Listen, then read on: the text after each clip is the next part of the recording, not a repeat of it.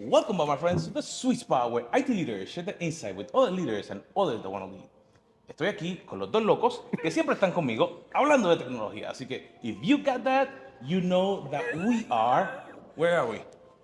Well, we are at the greatest place on earth, -1. Really? Yes, we are at a hotel to the Disney parks in Walt Disney World. Oh, cool. But last week we were talking about something, and I don't know if it happened, if it didn't happen. It is true. It is true. Today is the last day of the Gartner IT Symposium, or as Paul and I prefer to call it, the CIO Symposium, because that's the real name that it used to be before Gartner said, well, I guess anybody can come. That's right. Oh, really? Interesting. Because it's CIOs and technology executives now. Yes. Well, it's always been Yep.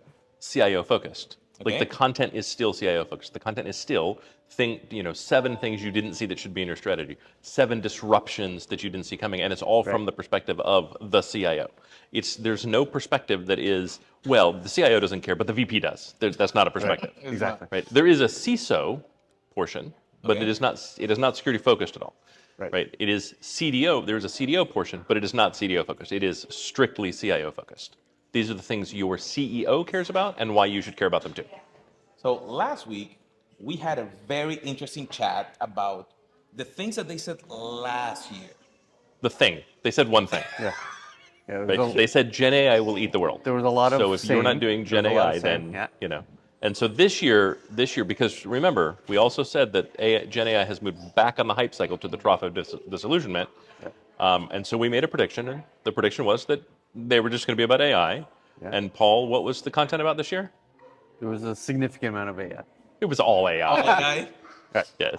But the very first thing I said to you after we walked into that keynote was, my proudest moment in my entire IT career is our ability to Us being predict correct last week. the forward focus of AI. And I would argue that what we heard on that stage is what we said 18 months ago on this podcast. Okay, Yeah. wait. For the people that haven't heard the original episode, let's go back 18 months. What did we predicted that was going to happen? What they said, and what did they repeat it? What we predicted would happen was AI is awesome, Gen AI is awesome, and that analysts are going to say AI, you must do AI, you have to do AI, jump in with both feet. What we said was, oh my God, that's going to cause so many problems. That's going to add risk, not remove risk. That's going to add problems, and companies are going to dump millions, tens of millions, and hundreds of millions of dollars into projects that will be abject failures that will cool the entire thing incorrectly. Companies aren't smart enough to implement technology of this complexity. They're going to have a bunch of ideas that have no particular ROI. Individual technologists are going to try some things and make grave mistakes. And I think our biggest prediction was the technology companies are too all in, and they're going to be decades in front of any other organization that can actually implement it. We also said another thing that was really important, and that is, if it's been 2 weeks since Gen AI hit the news, and your favorite insert name of partner here is already saying they have a well-established AI practice, they are liars and full of shit. Right. And that's exactly what happened. Right? Now, none of that is malicious. Yeah. Zero of it is malicious. Right? It is all people responding to market availability and doing the best they can to provide the best they can to their customers. It's just the risk of not the best, your best, leads to the car dealership's mistakes, leads to Air Canada's mistakes, leads to the infinite number of mistakes that we continue to see today. No. Because ultimately, to make AI your bitch, to make it work for you, requires a level of commitment that organizations don't have, a level of maturity that organizations don't have, and a level of focus on data quality that organizations don't have, or a level of really understanding what is good enough for your organization and demanding that you get there and not above it. Will there be a misconception that because it looks simple, that there's not a big investment that the companies will have to make to actually take it to production? There's been a tone change. Always. So last year, year before, there was a lot of you will implement AI, and if you haven't already, then you're behind the scene. Okay. You're behind. Now the tone is, we think there are two AI races. The one that the vendors are way ahead of you on, and the race of you just trying to implement it in your organization. Wait. Let's repeat that again. Yeah. So before it was one. One race, and you now were it's way two. behind. It's three. It's three. They were very clear about three. Yeah. Okay. But there are two big races. The first big race is the race the vendors are in to integrate AI and deliver AI. So that means that vendor X has a product and they want to sell you something. You need to buy it. I'm the only one that know how to do it. No, it means they're going to be ahead of you in their AI adoption curve to whatever that means for them. Yeah. And in many cases, what that means is they're ahead of your curve. Okay. They're on a completely different ride to integrate AI into their product. Even if their product's an AI product anyways, every vendor will integrate AI to some degree within their product, within their ecosystem. They're building And that for the is outliers. Right? correct. The vendors are the outliers, Okay. right? And so if you listen to them, they're telling you AI has already eaten the world, and if you don't have AI, you're behind. Right. It's not actually true, but it is true within their space, because Correct. their space is a race for something completely different Right. than the rest of the world. The tech vendor space is a race to be a relevant unicorn. That is Okay. the race. They don't have another race. The fact that they sell to enterprises, that's not the race they're in. Yeah. Ooh, that's They're an in a interesting race detail. to be a unicorn. And to maintain that unicorn status, they have to be well beyond what we in the enterprise world would consider the bleeding edge. Right. Their bleeding edge is not our bleeding edge. Their bleeding edge is way out in front. And the risk to mistakes for them, the mistake they have is not being on the bleeding edge, not doing it incorrectly. And let's not kid ourselves. The customers they put on those stages at those events for those are paid for by the hyperscalers, right? Those were is true. investments by those customers. They didn't drop $100,000 a month on GPUs, right? That is an investment in order to be on the leading edge, right? So comparing yourself as, First Bank of Wawa to that $100,000 per month GPU buyer, it's not the same. It's not the same. It's pointless. It's pointless. Don't do it. Don't ever do The tone it. change at Gartner is now understanding there's a distinction there. Right. So what is the second race? So the second race is, in fact, the enterprise race. Yeah. And that breaks down into two different races. Okay, wait. So That's why there's to three. make it clear, Sub-races. So Correct. first one is the vendors and the Yeah. hyperscaler, whatever, whoever is selling you a piece of something. That is correct. Or Yeah. a service. That is correct. Then the second race is what normal businesses or enterprises will go through, and within that, they make a distinction. There were two separate races. That is correct. What are those two different races? Those two different races are simple and complex, effectively. Yep. No, it really is. Yeah. Right? If your needs are simple, What is simple? simple is you don't have regulatory concerns.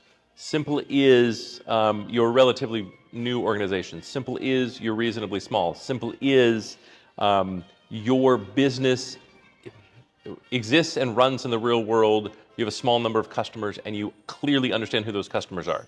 So that means that within the whole organization or the use case is simple? No, the whole organization. Oh, so they make it that the whole organization. Correct. Because while the steps will be the same, the layers of delivery in a complex organization are thorough. The layers of delivery in a simple organization are simple. Okay. Right? It's that complexity will continue regardless. Even if you're a highly regulated bank in a highly regulated country with 250 million employees, not that that exists, but 2 million employees, right? Your Chase Bank, the simplest use case Chase Bank would have is still a complex use case, Oh, that makes sense. right? Otherwise, it doesn't provide any value. Yeah, anybody.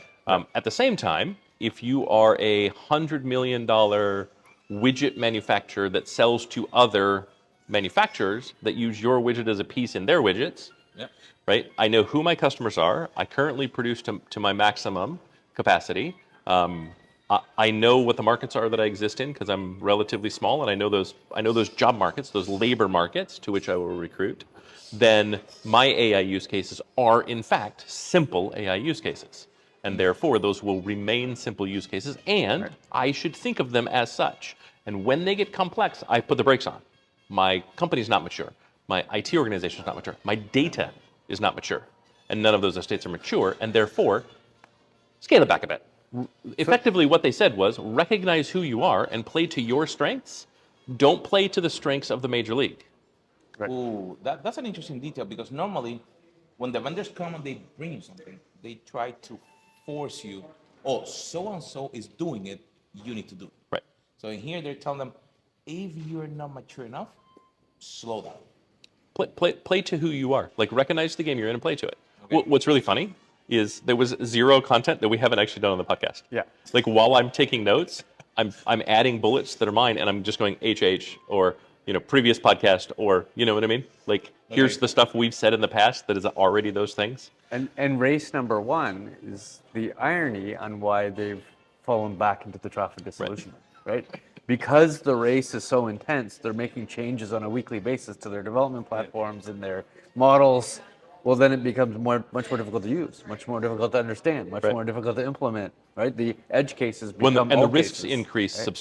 substantially, like Yeah. enormously. Your Because now they risks want increase. you to start accessing your corporate data. Well, that is a no-no in some of those use Well, and cases, I've never looked at my corporate data. I've never cleaned my corporate data. I don't really know what's in my corporate data. I've never thought about my corporate data. I have no standard definitions for things. Right. Like all of the data quality things that we've been harping on since we started this podcast haven't been done.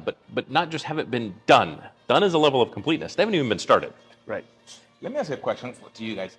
So with all these changes, we talk or try to help leaders within our organization. Yeah.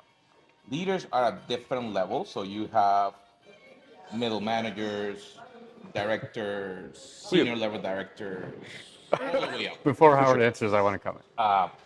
Is there anything that they mention about changes in how AI will affect that? Because like the biggest question, like I was doing a workshop last night, and the first question was, "Oh, people gonna lose their job?"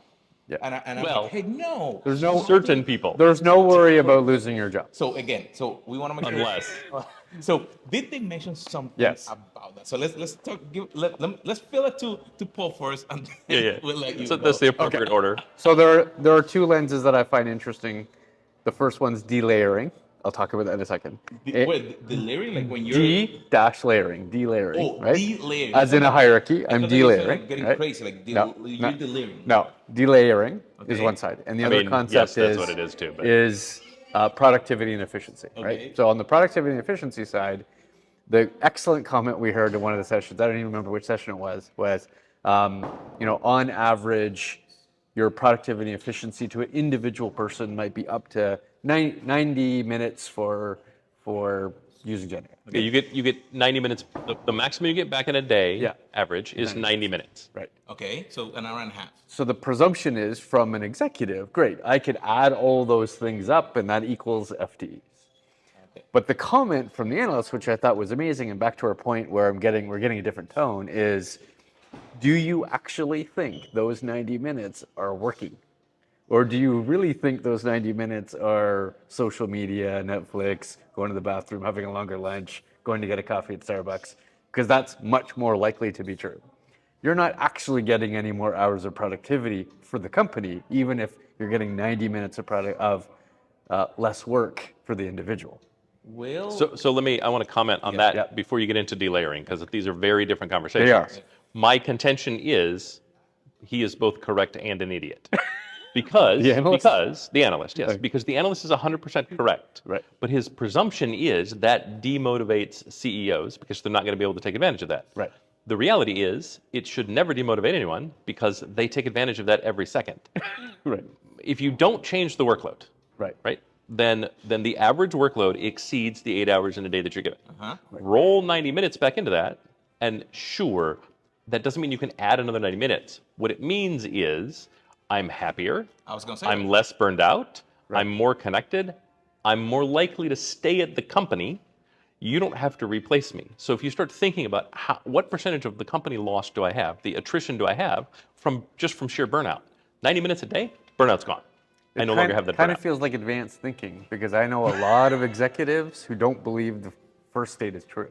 Sure, but they're also idiots. So from their perspective, it's I have a happy and healthy team, Sure. therefore Sure. 90 minutes is just luxury, right? Sure. So now go into delayering, and then I'll link those two together. Right. Well, one more before we get to delay. Yeah. The potential extra negative effect to something like that is you start to say there's 90 minutes in that contact center employee or a full contact center team. I'm now going to change the KPIs. Sure. Right? So instead of 100 calls a day, you now can do 120 calls a day. That just makes it worse. It doesn't make Correct. it better. Correct. Right? That doesn't just make it worse. That is so substantially worse. Right. That type of thinking is the reason number 2 exists. Right.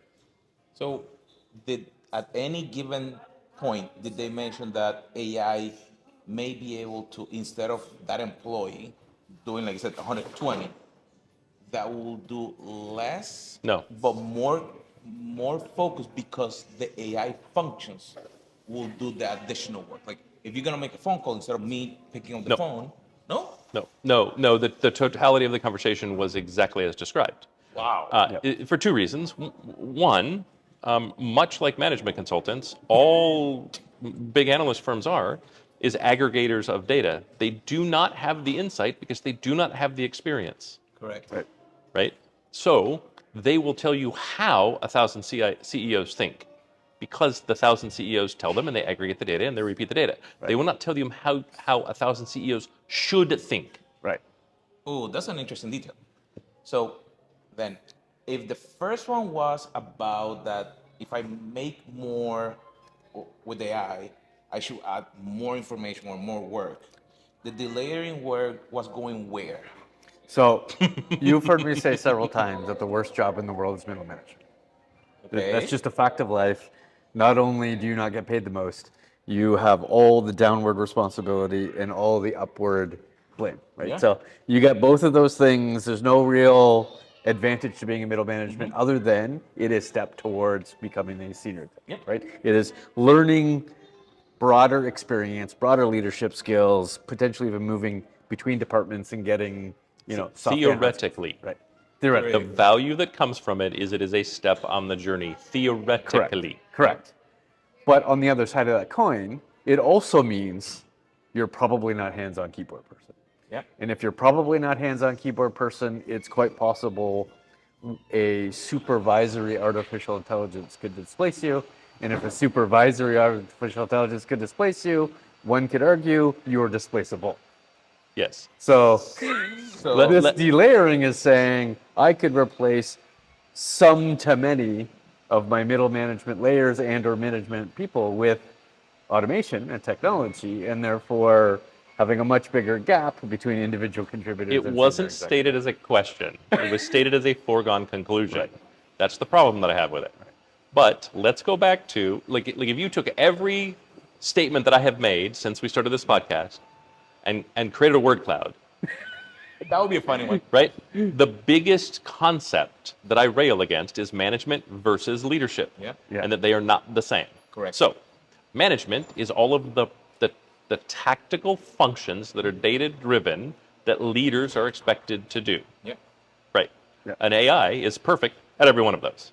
Yeah. All of them. Right. There is no management function that an AI cannot do to a level of perfection that no human can do. Correct.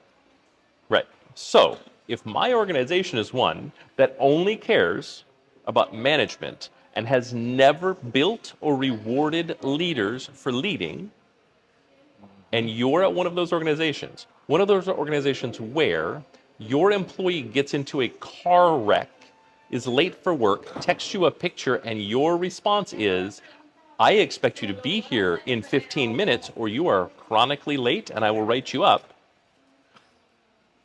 which came from an actual story yesterday on LinkedIn. Right. Oh wow. That is the actual screenshot of the text message back and forth.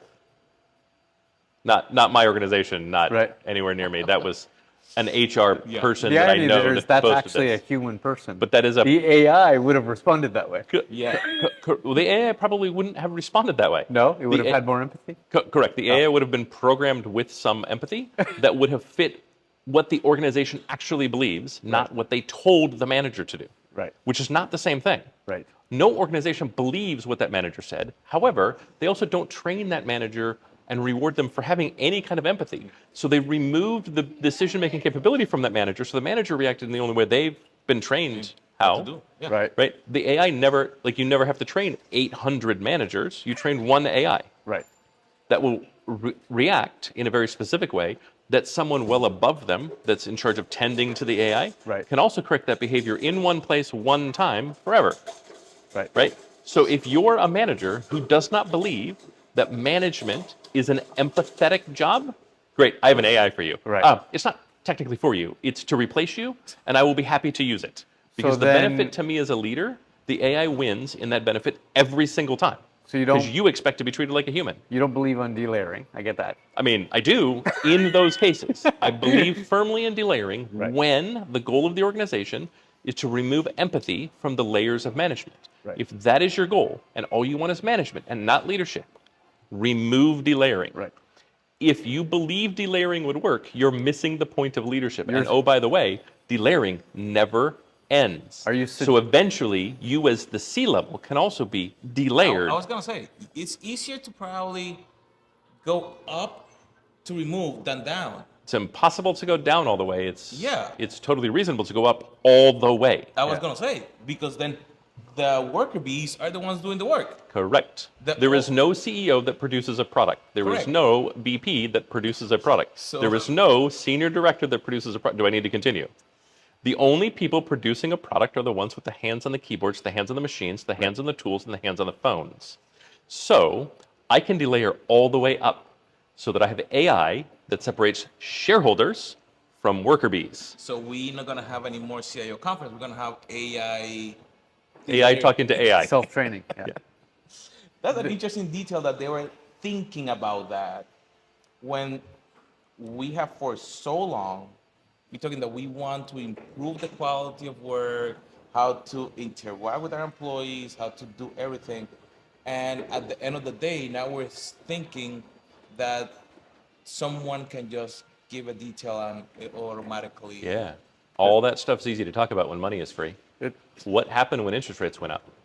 All the DEI employees were laid off. Yeah. All the chief culture officers were laid off. Second thing that happened was we cut HR and recruitment. Why? Because those are the people that are paid to care about people, not to care about product. Those are people that are paid to care about people, not to care about the revenue. Hence fact that you're they seeing have a tail- degradation of culture, a degradation of morale, Correct. a degradation of Correct. Uh, A the- year later, the tenures companies are are going, no, we're just degrading. bringing Yeah. everybody back to the office. Why? Because the spreadsheets are making the decision again. Right. Also, if your job is driven by spreadsheets, you know what can do your job spectacularly well? Yeah. return to office for cultural reasons is a farce, right? As a general, like it's an excuse, it's not a reason, right? The reason is because you have a bunch of capital and you want to fill the seats because you're spending money on the lease versus Which doesn't actually change creating the spending money. right. Putting the butts in the seats doesn't change the fact that you've spent the money. So Right. why does it matter? You've already spent the money. Right. Whether someone's in the seat or not makes no difference whatsoever. Yeah. And statistically, we know people are more productive when they work from where they want to work. Right. Yeah. Also, they're available for far more hours. Yeah. The second you go back to the office and you say, cool, I will be here at 8:01, 8 o'clock on the nose, Yeah. and I will leave at 5 on the nose, and I will leave for my 1 hour lunch or my 30-minute lunch, my 2 15-minute breaks, you've reintroduced the concept of the clock runs your day. Yeah. The other thing we found, in addition to increasing productivity, was the clock was a very fuzzy thing because people went, well, like, yeah, I have to leave at 7:20 for my 40-minute commute in, so I'll just work through that. I no longer have to leave because I have a kitchen right there with my own restaurant. And so lunch that would take an hour really only took 15 minutes, and I'll answer emails and take calls and do other things.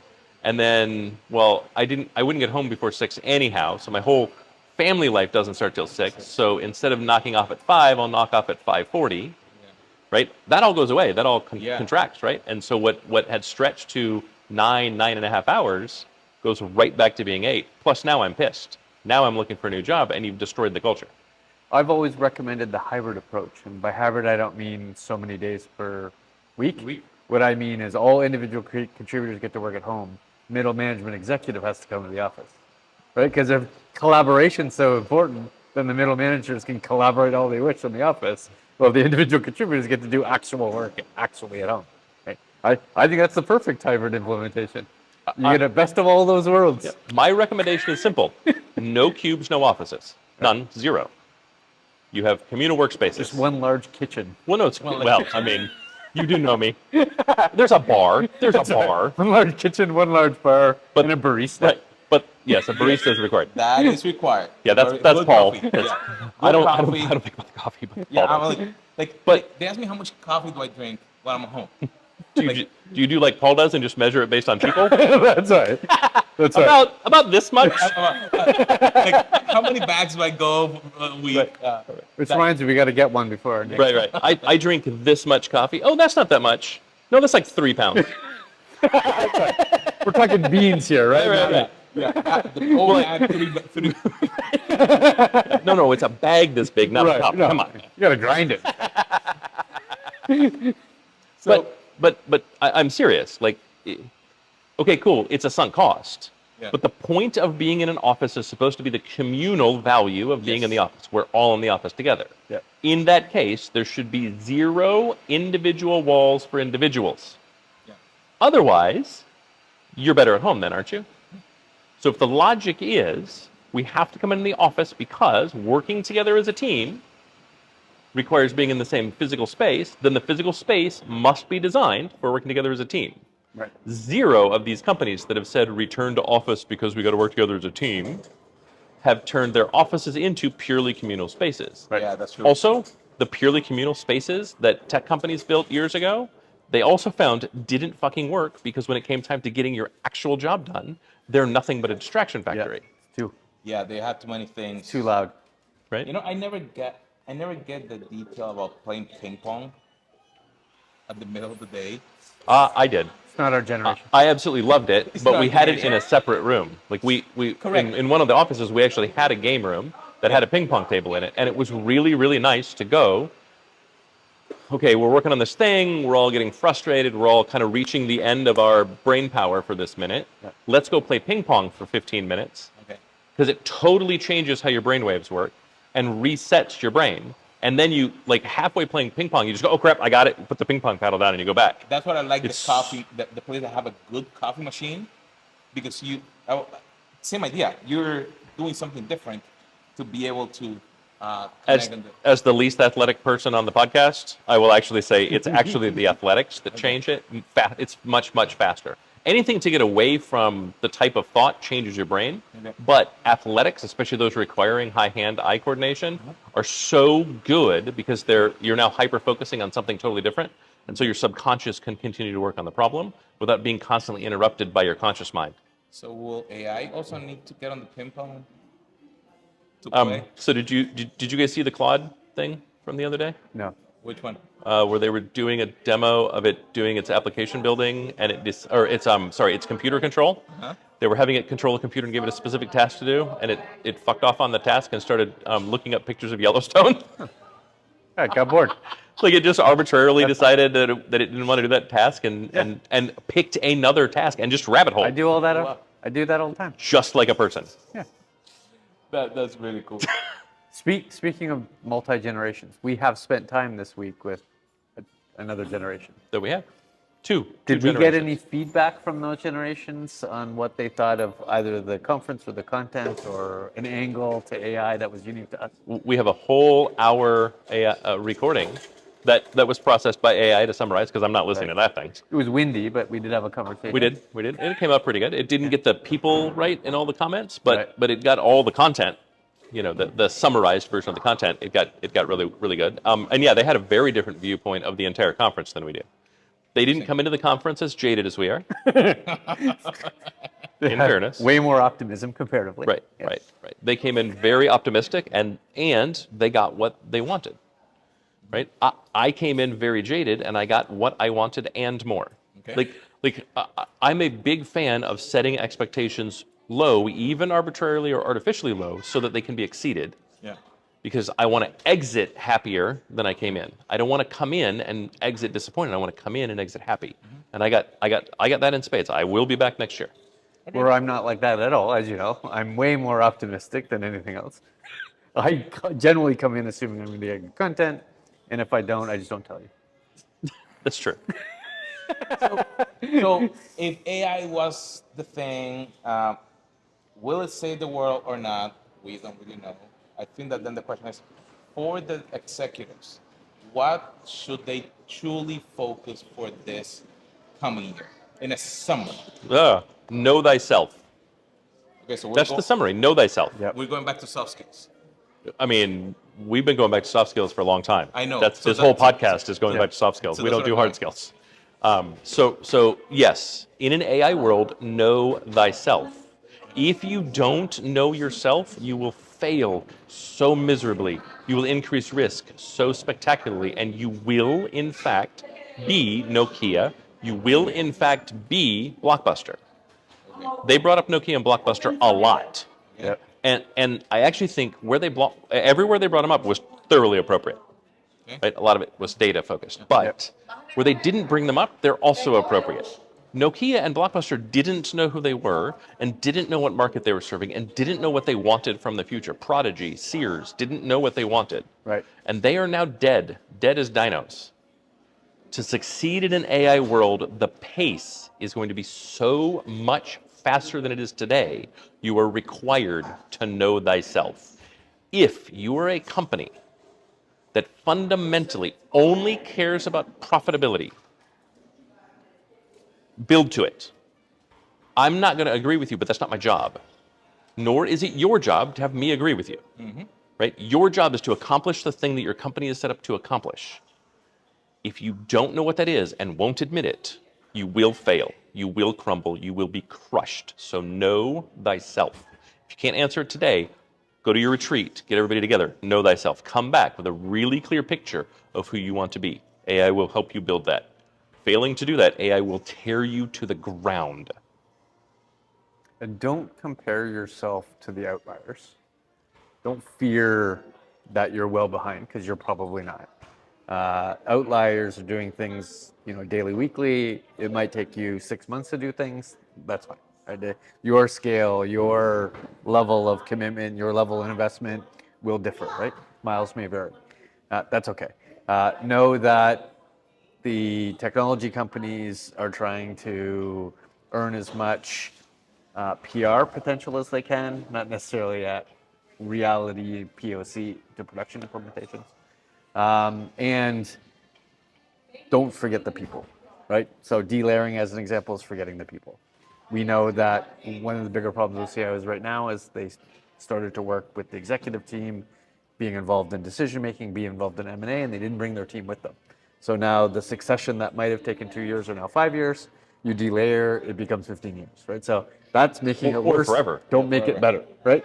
So know that to be true, because you want to retire. Well, we all want to retire at some point, and I don't want to have to walk away making this organization worse.